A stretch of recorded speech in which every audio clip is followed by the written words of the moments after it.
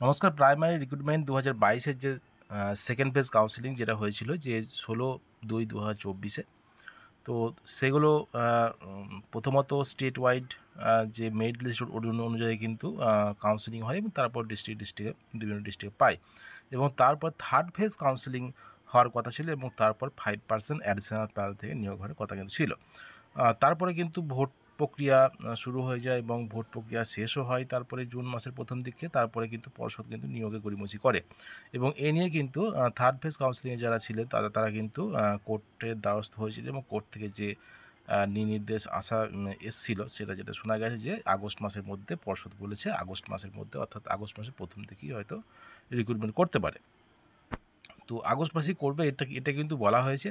তো যথাসম্ভব যে থার্ড ফেজ কাউন্সেলিং হয়ে যাওয়ার পরে 5% অ্যাডিশনাল প্যানেল থেকে কিন্তু রিক্রুটমেন্ট হবে এবং যেটা পুজোর আগেই হয়তো সম্পূর্ণ হয়ে যেতে পারে।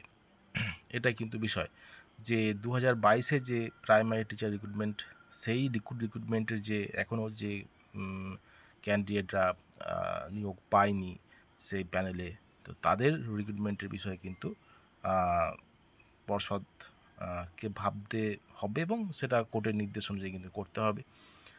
আর যে বিষয়টি পরবর্তী রিক্রুটমেন্টের নোটিশ যেটা কারণ এই প্রক্রিয়াটা অর্থাৎ 2022-এর নিয়োগ প্রক্রিয়াটা শেষ না হলে পরবর্তী নিয়োগ প্রক্রিয়া শুরু হবে না। এটাই কিন্তু বিষয়। তো এই 2022-এর যে প্রসেস সেটা কিন্তু কমপ্লিট হতে হবে অর্থাৎ থার্ড ফেজ কাউন্সেলিং এবং 5% অ্যাডিশনাল প্যানেল। আর যে বিষয়টা 2020-22 যে ডিএলএড ব্যাচের যে মামলা, সেই মামলাটার নিষ্পত্তিও কিন্তু খুবই গুরুত্বপূর্ণ। তো সেই মামলার নিষ্পত্তি হলে কিন্তু যে রায় হবে সেই অনুযায়ী কিন্তু প্রাথমিক শিক্ষা পর্ষদকে আবার নিয়োগ করতে হবে। তো আশা করা যায় যে আগস্ট মাসের মধ্যে এই কাজগুলি সব হয়ে যাবে, কারণ 20 তারিখে আগস্টের 20 তারিখে আবার 2022 ডিএলএড এর যে মামলাটা সেটা কিন্তু শুনানি আছে। তো আগস্ট মাসে হয়তো ফাইনাল কিছু হয়ে যাওয়ার সম্ভাবনাও কিন্তু আছে। তো তার পরবর্তী সময়ে অর্থাৎ পুজোর পরের দিকে হয়তো পরবর্তী নিয়োগের নোটিফিকেশন আসতে পারে 2022-এর টেটের জন্য এবং তার সঙ্গে সঙ্গে 2023-এর টেট যারা পাস করবেন তারাও কিন্তু সেই নিয়োগ প্রক্রিয়াতে অংশগ্রহণ করতে পারবেন।